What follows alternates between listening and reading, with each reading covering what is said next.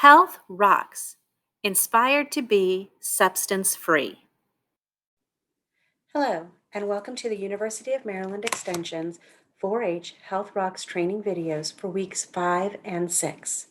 My name is Michelle Harmon, University of Maryland Extension 4-H Program Assistant in Garrett County. By this time, you should be more comfortable with your role as a facilitator and mentor with the Health Rocks program. We are going to explore the characteristics of 10 to 12-year-olds and 13 to 15-year-olds. If we understand how these age groups think and act, as well as their needs and wants, we as trainers can work better with them. The characteristics we are going to discuss today are physical, social emotional, and intellectual. We will begin with 10 to 12-year-olds and their physical traits. Children start to move from a childhood view of the world to a more adult view of the world. The physical changes and emotional challenges are not as dramatic for boys at this age as they are for girls. Boys tend to mature physically somewhat later than girls. Boys at this age are very competitive. Success at sports and social position on the playground are important. Girls advance physically more quickly and may not be emotionally prepared or welcome the changes to their body. They may feel awkward and embarrassed. Young people in this age group have boundless energy. There is an increase in large muscle development, manual dexterity, and small muscle coordination. 13 to 15-year-olds have different physical traits than their younger counterparts. Each teenager is an individual with a unique personality and special interests, likes and dislikes.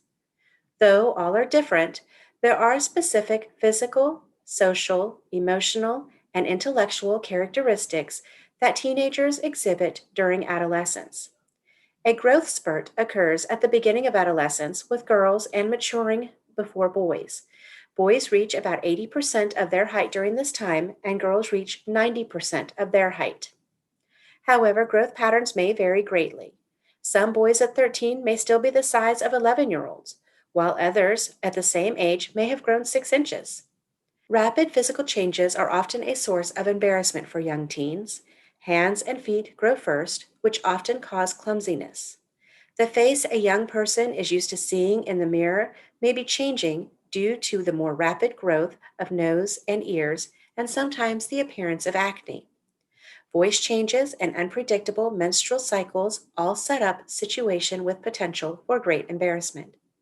At the same time, teens developing more slowly may become uneasy about the lack of physical changes. Teaching tips for working with the physical traits of 10 to 15-year-olds include listening to their fears and worries about their physical development without judging or trivializing them. Planning activities that are not weighted towards physical prowess. Be patient with grooming behaviors that may seem excessive. Plan a wide range of activities. Have a location that is secure and enjoyable. Provide activities that are challenging but not overwhelming. Intellectual traits of 10 to 12-year-olds. Youth vary greatly in their academic abilities. These interests are many. Youth often have collections and hobbies, but these may change quickly. This age group prefers to have concrete ideas and judge in absolutes. One way to help them express their feelings is through creative writing. They are more likely to agree to solutions that adults give them. The intellectual traits of 13 to 15-year-olds. Early teens are moving from concrete to abstract thinking and enjoy playing with ideas. They speak in longer sentences, understand multiple levels of meaning, and have increased vocabulary. If a subject is of interest, it will be intensely explored. They will be able to play more complex games and to use more complex play in sports activities. Ready-made solutions from adults are often rejected in favor of finding solutions on their own. Some teaching tips for working with the intellectual traits of 10 to 15-year-olds include involving them at the planning of what the group will do. Provide them opportunities to question different ways of doing things in the program and to explore values and beliefs of the organization. Ask questions to encourage predicting and problem solving. What if this doesn't work? What could happen if we did this? Involve them in finding solutions to problems or issues that arise in the group. Offer more complex games or involve them in more complex plays in sports.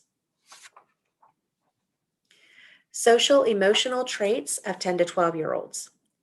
Although youth of this age might have a best friend with whom they share activities, they also will begin to have more complicated, competitive, and changeable relationships at school. This is particularly true of girls. Boys seem to be more focused on the details of what they are doing rather than whom they are doing it with.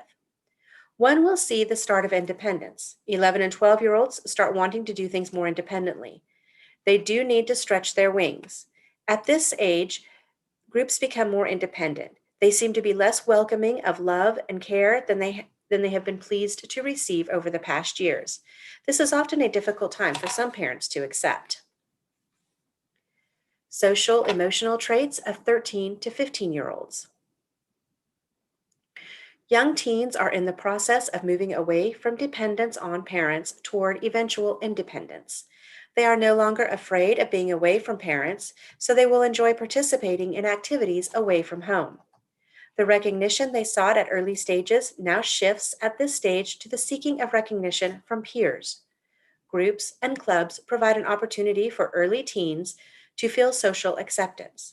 They are beginning to develop mature friendship skills. 12 to 14-year-olds are discovering who they are in relationship to members of the opposite sex. Emotions begin the roller coaster ride that characterizes adolescence. Changes in hormones and changes in the way of thinking contribute to these mood swings. The early teen years are a time when youth begin to test values as well. Tips for working with social emotional traits in 10 to 15-year-olds include planning activities that do not compare one young person to another. Be careful not to use comments that could be interpreted as put downs or in your face behaviors. Give youth a chance to choose when and if they are on stage. Avoid singling anyone out in front of others for either compliments or criticism. Provide opportunities to master skills. Talk with youth about the public figures they admire. Encourage youth to take part in teen councils and planning boards. This will give you a base for sound involvement with your youth as mentors and facilitators. We will now move into our lesson overview for week 5. Tobacco, alcohol, and drug use often begin at an early age. It usually starts as experimentation. This is a result of curiosity, family role models, peer pressure, media influences, and other influences. Depending upon choices made by youth, this could be considered a beginning stage in the downward spiral of addiction. If youth continue to use tobacco, alcohol, or other drugs for recreational or social use, they may find they are increasing the frequency of use. As this continues, the person may find that they need more of the substance to maintain the same sensation or result. This stage may be called tolerance. Their level of tolerance increases, which then increases the need for more. Addiction can rapidly occur at this time because the user needs more of the substance. This becomes a compulsive craving. The user is using the substance despite what the consequences may be because they cannot stop. Addiction is for a long time and usually gets worse before getting better. This week's introduction will be tangrams. Tangrams can encourage problem solving and communication. Tangram shapes are geometric and can be used to create multiple images. For this activity, each student will receive a set of pieces to work with on their own to recreate the images supplied. It will be up to each individual instructor on how to lead this icebreaker. The images can be revealed to the youth all at once by giving them a handout, or the images may be revealed one at a time with a time allotment to complete each task. If partner work is allowed, one partner can have the image and describe it to the other partner with the puzzle pieces to complete, then allow the partners to switch. The activity will give participants a chance to work through communication difficulties. Now we're ready to show the video clip for Lesson 5. Once the video is over, you can begin a discussion with the students. Health rocks. Inspired to be substance free. Today in Health Rocks, we're going to talk about the cycle of addiction. Now, addiction doesn't have to necessarily mean being addicted to drugs, alcohol, or tobacco products. There are many other things in our daily lives that we can become addicted to. How many of you would like to go without your phone for a day? Not checking social media for a day, staying off of TikTok all day long. If thinking about that makes you anxious, makes you angry, makes you worried, there might be a little bit of a problem there. How many of us spend way too much time watching TV, binging our favorite shows off of Netflix? There again could be a problem. If it's something that you feel that you have to do and it will affect you physically, mentally, emotionally if you don't do that, then that could be an addiction.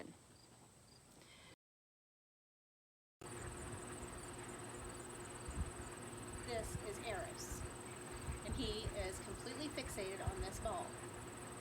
This is Eris's addiction.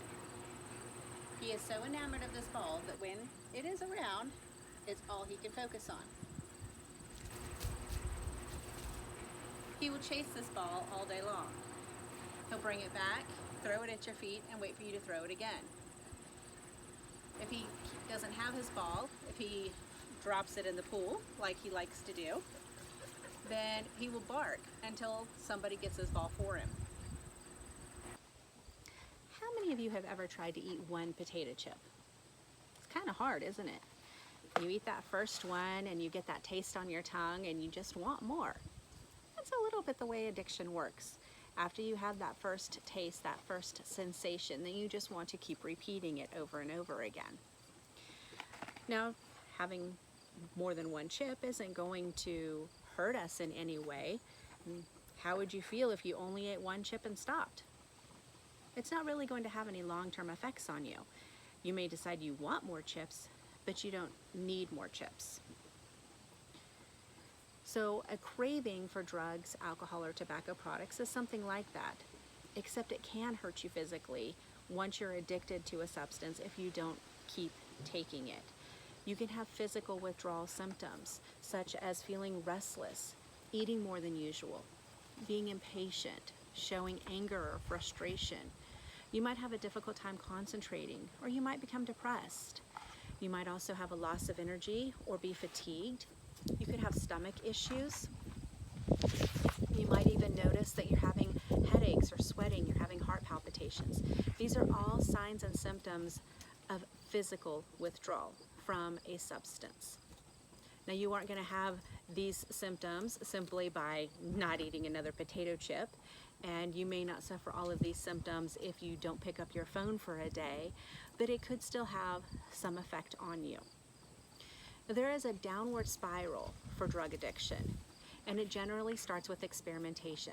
And that's how younger youth end up getting hooked on these substances, such as alcohol, tobacco products, or drugs. They see their peers, their friends trying it, and they decide to try it.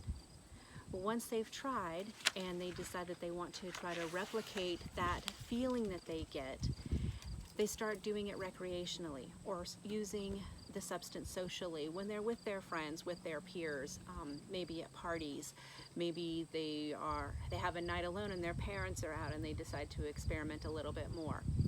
Once they've done this for a while, then they go into the next stage, which is tolerance. And that's when your body starts to build up almost a resistance to the substance that you're using. So then each time it's going to take more and more of that substance for the person to feel the same effect. The next stage is going to be compulsive craving. You can't do without the substance. You think about it all of the time. Your body is starting to crave it. This is when you start really seeing that downward spiral. The next step is addiction. Use of the substance becomes habitual, it's regular, and it's out of control. The user is dependent upon the substance to get through their everyday lives. Finally, you have withdrawal. Once you've made the decision and you've come to realize that there is a problem and you need help, then you'll go through withdrawal, and your body is going to go through changes when the drug use stops.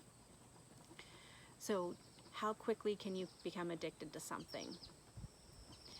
All of that really depends on several factors. It can depend on the genetics in your family. There are some genetic markers that are just more predisposed to addiction than others. So think about, in your family, are there people who have had issues with alcohol? Are there people who have had issues with drugs or tobacco products? If you see a lot of that in your family, then it could be that your family has those genetic markers to be more predisposed to addiction, and you would want to be very careful. Stress, worry, and tension will lead you to looking to relief somewhere. So that is going to lead to an addiction also. You start thinking that you need this substance to relax, to sleep, to get through tomorrow's test. And that's going to lead you down a long, hard road. And the drug that's being used also plays into this. Some drugs cause addiction after only one or two uses, and those can be very dangerous. And that's because some of these drugs immediately affect some people, and other people may not be affected until they've used them longer. The problem is you don't know. And just using one time can get you addicted to some of these drugs. It's not something that we really want to take a chance and play with. So, as I said, it doesn't have to be a substance like drugs, alcohol, or tobacco products that you can become addicted to.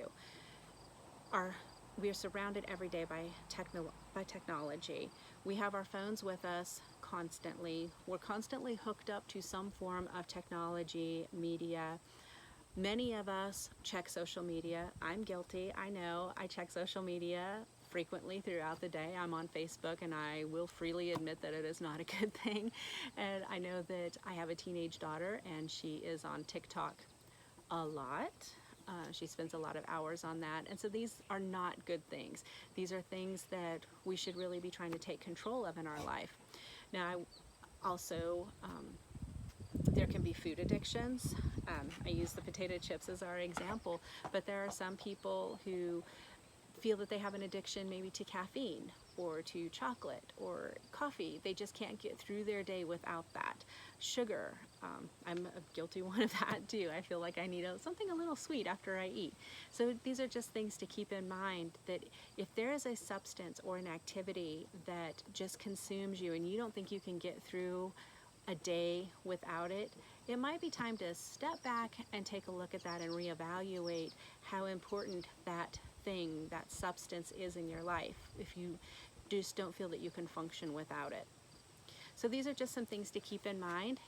You may want to have a conversation with your family about other members of your family, and if there has been issues in your family with addiction.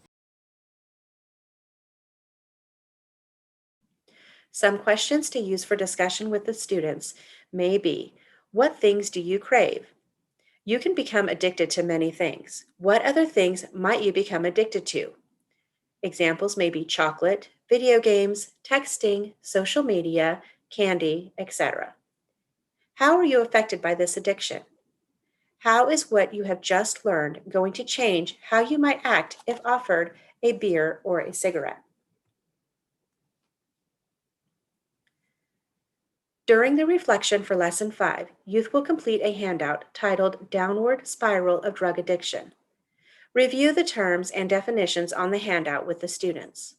Once the handout is completed, give each youth a paper plate and a handout entitled Making a Downward Spiral. Youth will cut their paper plate into a spiral, signifying the downward spiral of drug addiction. Use the following questions to lead a reflection time with the youth. What did you learn from matching the downward spiral definitions and words? What is the difference between using tobacco, alcohol, or other drugs and being addicted? What kind of risk might you be taking if you smoke a cigarette or drink a beer? Why is it important to understand addiction? How can addiction affect our lives and the lives of those around us? How do you feel when you think about addiction?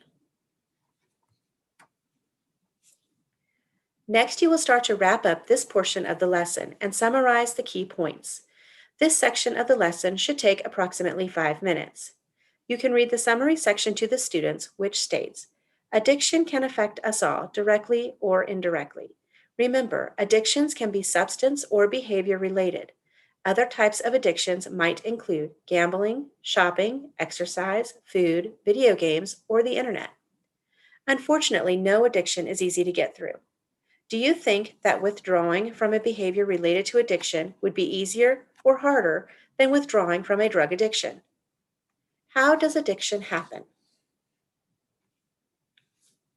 The 4-H activity for this week is making a water strider and learning about surface tension on water. For this activity, each student will need a piece of aluminum foil and a paperclip. You may use scissors to cut the foil into the sections, but it may not be necessary.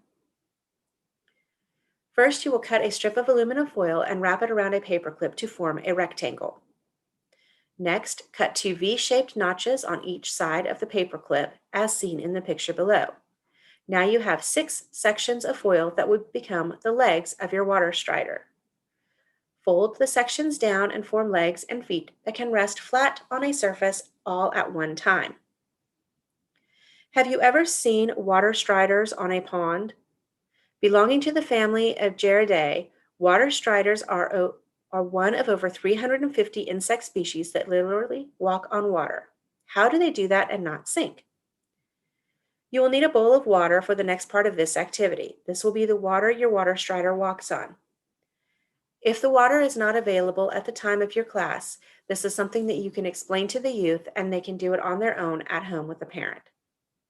Slowly lower your water strider onto the surface of the water without letting any of the legs go under the water. This may take a little practice, but you can do it. Keep trying until your water strider is resting on top of the water with none of it under the surface. Water molecules like to stick together. On the surface where the water meets the air, water molecules cling even more tightly to each other. This causes a skin to form on the surface of the water. This skin is so strong that it can hold the weight that normally would sink in the water. This is called surface tension. The water striders have a unique ability to distribute their weight onto their long legs in a way that the surface tension of the water is strong enough to hold them up. This is the idea that was used in creating the foil water strider. Distribute the weight so there is not one specific spot that is heavier than the surface tension can hold.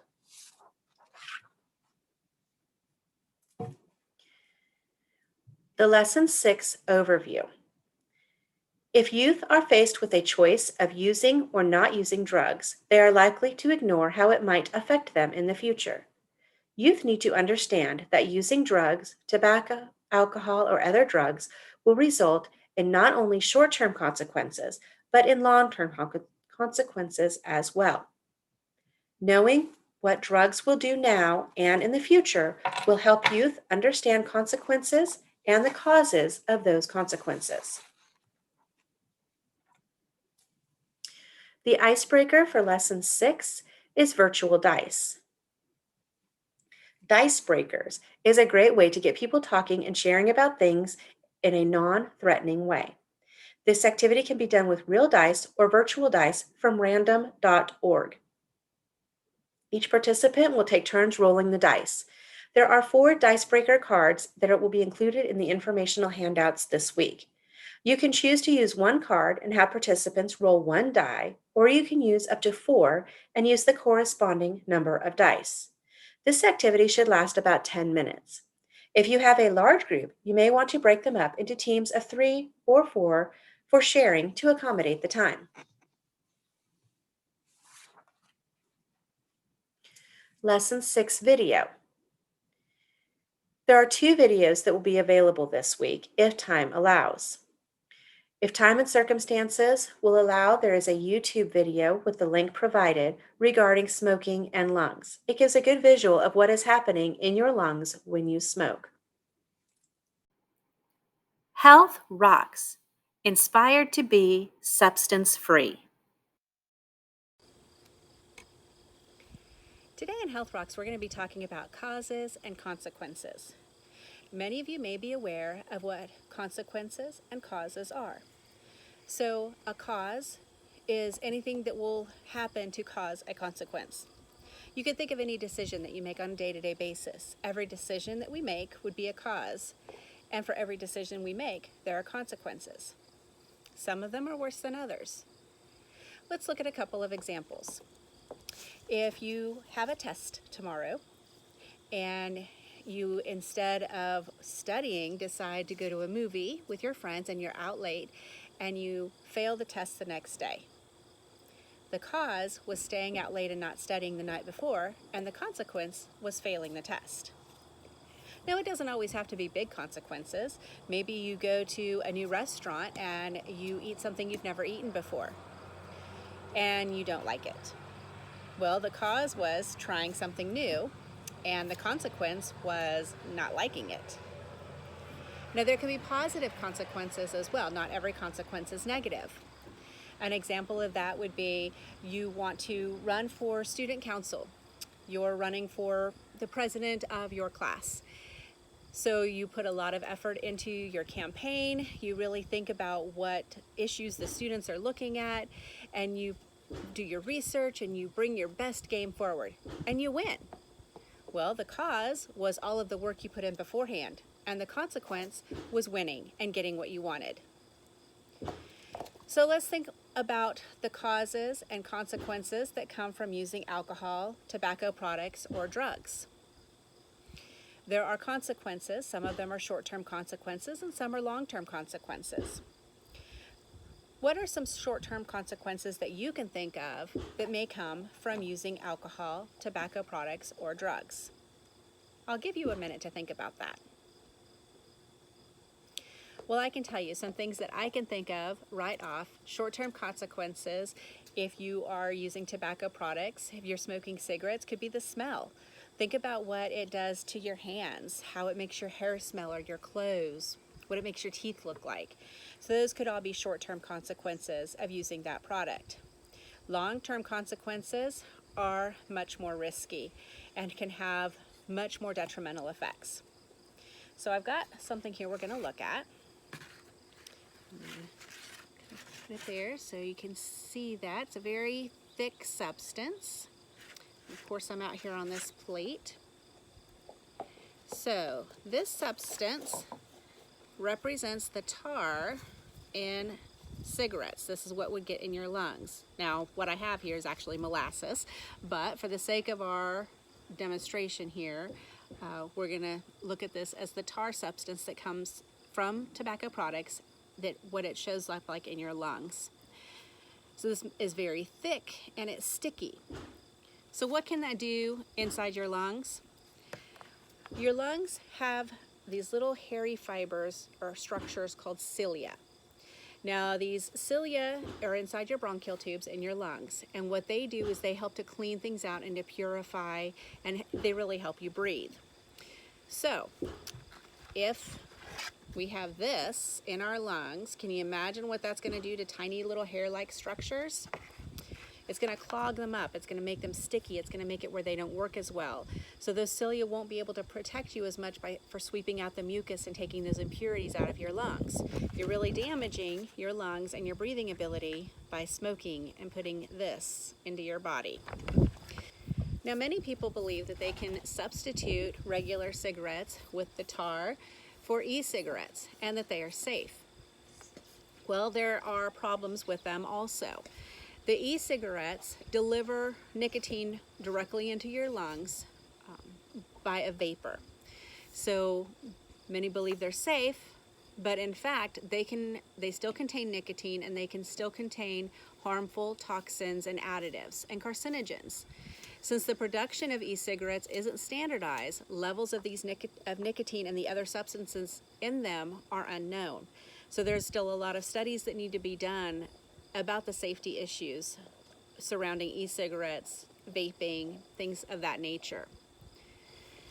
That being said, there really is no safe way to get nicotine. The best bet for all of us is just never to start. One time can lead to a lifetime of hardship and trouble with cigarettes, even with e-cigarettes, with smokeless tobacco, any of the tobacco products that you may be thinking about trying. It's not only just the things that it can do to your outward appearance, it can have long-term effects on your health, such as lung cancer, any other type of cancer. It gives you more chances to get breathing issues such as emphysema. Like I said, best bet, just don't start. There really is no safe tobacco products. So until next time, thank you.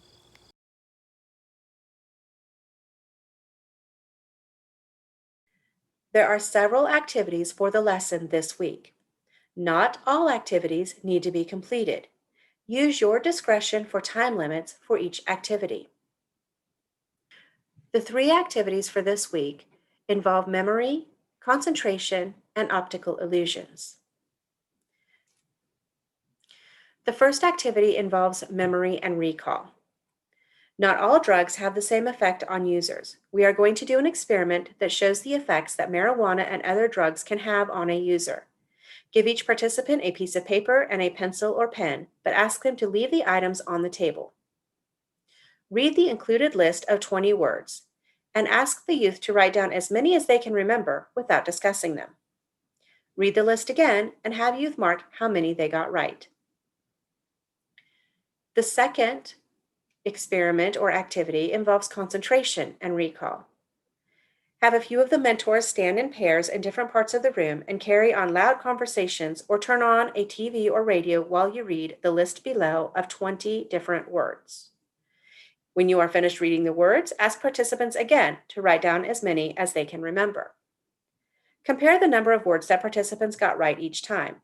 Ask them to explain what just happened in the activity. Share with youth that just like the disruptive pairs of participants talking or the radio blaring loud music, marijuana interferes with normal information transfer and memory. What is the consequence? What was the cause? One more activity. Numerous symptoms occur with the drug use, so we are going to try one more experiment. Give each participant 2 sheets of unlined paper. Have them draw a bullseye on one sheet of paper. On the other sheet of paper, have them make a small X in the center. Ask participants to stare at the bullseye. Time them for 20 seconds, and then ask them to quickly shift their focus to the X. They will find that an after image of the bullseye will appear. Explain that after images are a class of optical illusions, which are similar to hallucinations. Hallucinations occur when you think you see something that really isn't there. Hallucinogenic drugs include ecstasy, LSD, PCP, mushrooms, mescaline, and others. These drugs, plus others, may cause hallucinations, which the abuser cannot control. There are many questions that can be used to lead the discussion. You can use the following questions as a starting point to guide the discussion as youth share their thoughts. What was the purpose of the activity about remembering words? How does that relate to drug use? Hallucinogens are very dangerous drugs. How can you relate the bullseye activity to hallucinogenic drugs? How would you describe what tar does to a smoker's mouth and teeth? How would not being able to think clearly or remember because of using marijuana affect your family and school activities? Hallucinogens affect the way we see reality. How would that affect you at home or school? If someone continues to smoke, what health problems might tar cause in the lungs? How would this affect family and work? If someone vapes, how would you feel about spending time with them? What occupation are you considering in the future? How could marijuana use or vaping affect the career choice? Is vaping acceptable behavior in school? What about the workplace? We have completed several activities today that show how using drugs or tobacco products can have lasting effects on our body and brains. These activities were meant to show you that there are consequences of the choices that we make every day. What did you learn by doing these activities?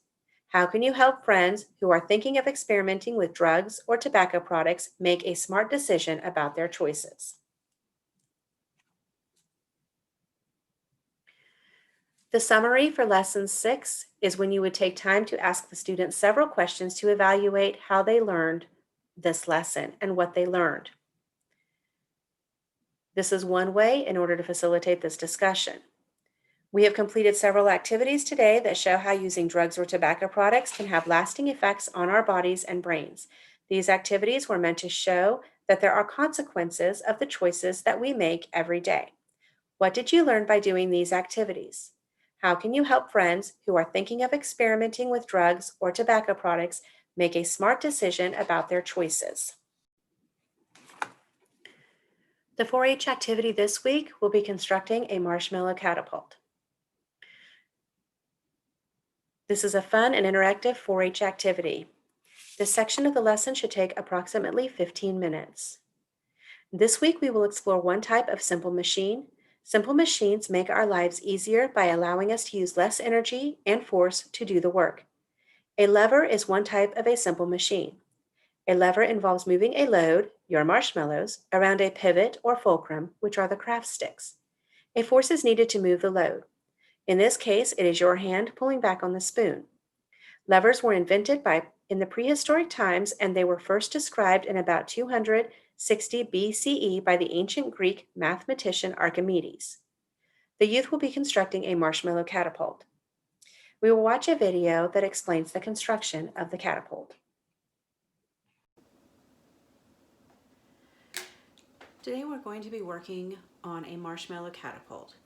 To construct the marshmallow catapult, you will need popsicle sticks or craft sticks, a plastic spoon, and rubber bands. To start with, you're going to take 5 to 7 of your popsicle sticks and you're going to put them into a stack, one on top of each other. You're going to take a rubber band and you are going to put it around the end of your stack. You want it nice and tight so that way your popsicle sticks stay together. You're going to take another rubber band and you're going to put it around the other end of your stack of popsicle sticks.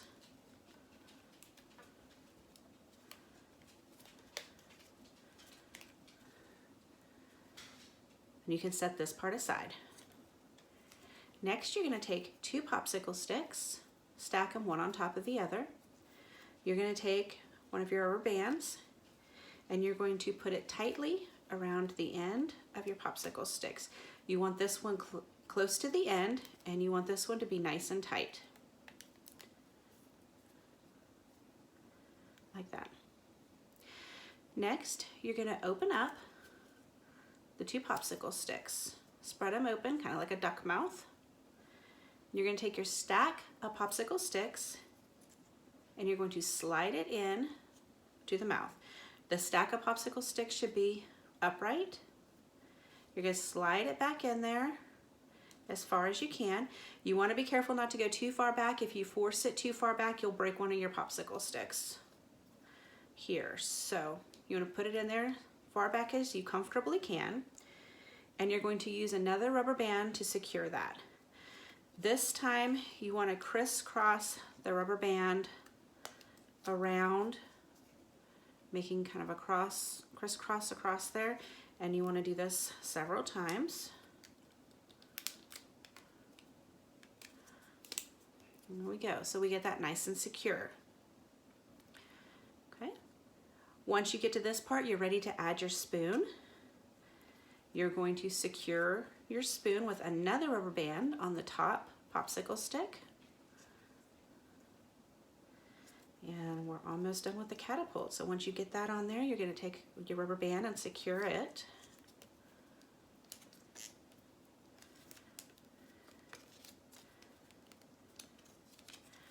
Okay. And now you have a completed marshmallow catapult. You're ready to load your marshmallow catapult with a marshmallow. Simply put it in there. When you're ready, bend the spoon back, and there goes your marshmallow.